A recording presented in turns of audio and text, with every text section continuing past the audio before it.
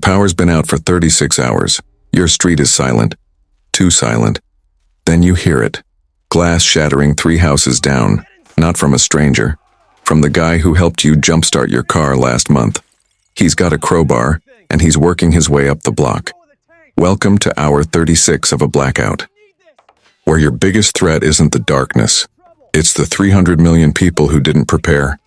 And they know exactly where you live. Here's what nobody tells you. When the grid dies, society has a 72-hour expiration date. FEMA says most cities hold about 3 days of food. The Department of Justice reports violent crime spikes massively after 72 hours without power. The polite veneer of civilization is thinner than a grocery store window. So let's talk about the places that will be gutted first. Not days in, but hours.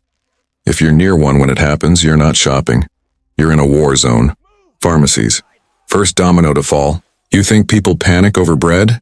They riot over insulin. A huge percentage of people rely on daily prescriptions. When the power dies, cold chains break, refills stop, and millions are days from withdrawal or worse. Pharmacies turn into survival bunkers. Alcohol, antibiotics, painkillers. People will kill for them. During Katrina, they were emptied with military precision.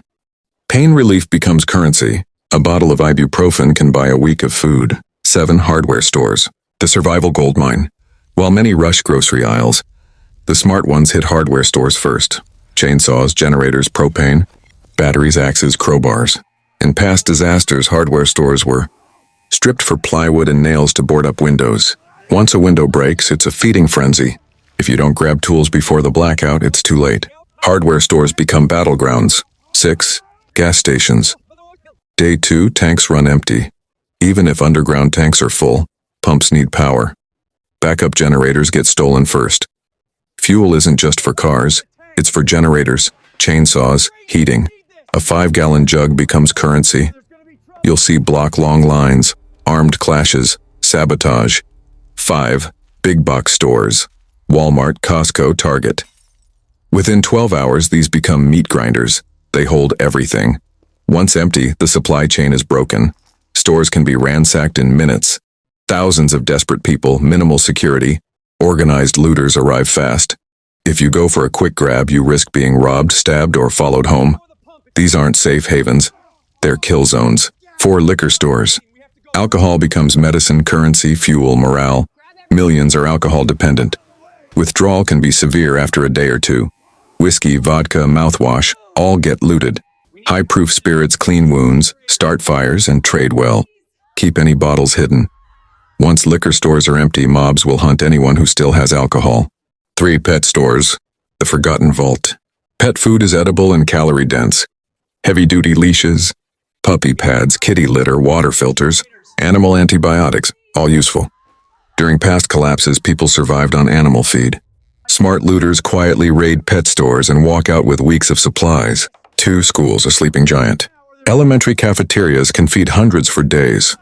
Classrooms hold batteries, office supplies, water purification tablets. Science labs contain chemicals and gloves. Gyms and nurse offices hold supplies.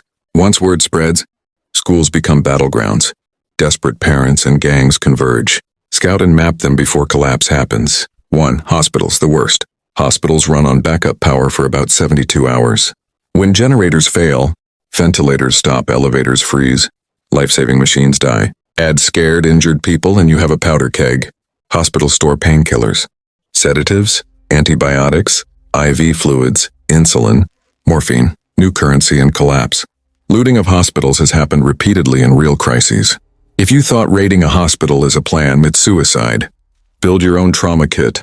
Learn field medicine, get basic first aid certified. When hospitals collapse, they won't heal. They'll be front lines.